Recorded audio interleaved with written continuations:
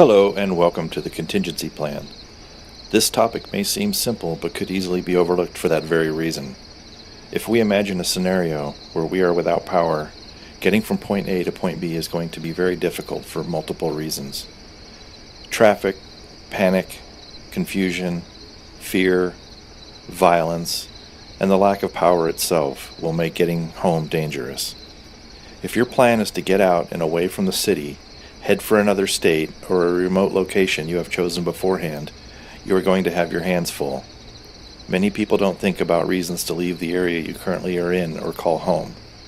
One thing to consider is the weather.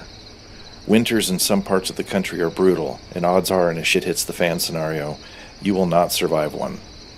Heading south to an area with milder winters may be the difference between living or dying. In such a scenario, there are two possibilities: a world with functioning automobiles and a world without. Whether vehicles are no longer an option due to something like an EMP, a natural disaster which destroys infrastructure, abandoned vehicles clogging the roadways, heavy flooding, or another reason altogether, you have to plan for both possibilities.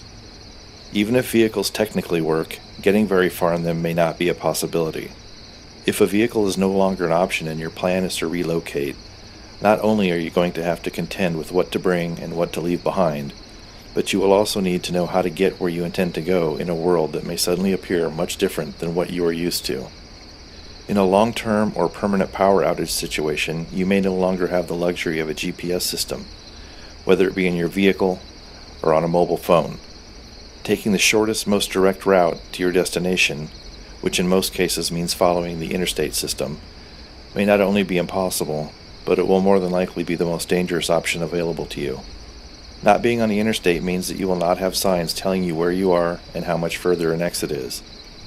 You are going to not only need the following two items to have a chance of getting to where you want to go, you're going to have to know how to use them, independently and in conjunction with one another.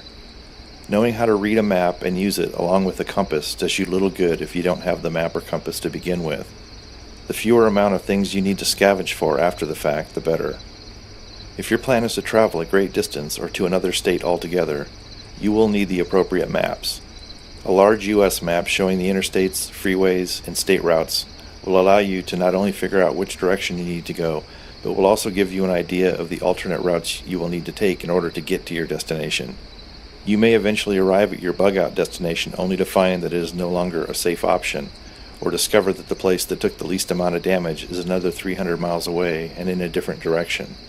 One thing you can almost be certain of is that no matter how well thought out your plan is, once the shit hits the fan, a lot of things are going to transpire that alter that plan drastically. Have a map of the entire country and work from there. If you need detailed information on your final destination, print off maps showing that area and then laminate them and store them along with your main map in your bag. Laminating maps will make them waterproof and allow you to write on them with a dry erase marker.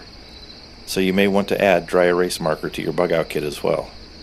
Thanks for watching, and feel free to subscribe to our Facebook group at the link below in the description. Peace.